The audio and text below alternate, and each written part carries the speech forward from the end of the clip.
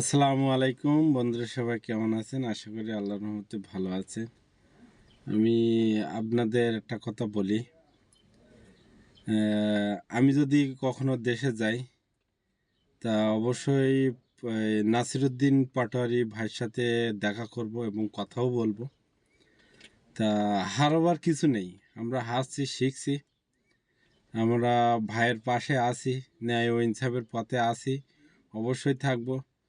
হাদি ভাইয়ের ন্যায় ও ইনসাফের কথা বলে গেছেন, সে ন্যায় আর ইনসাফের আহ, সেটা আমরা অবশ্যই আমরা উদ্দেশ্য সফল করব।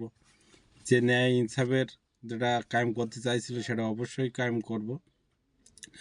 তা আমার পাটোয়ারি ভাইকে আমি একটা কথা বলবো যে পাটোয়ারি ভাই, নাসিরুদ্দিন পাটোয়ারি ভাই, যে আপনি হারছেন শিখছেন, হারাবার কিছু নেই, হারিয়েছি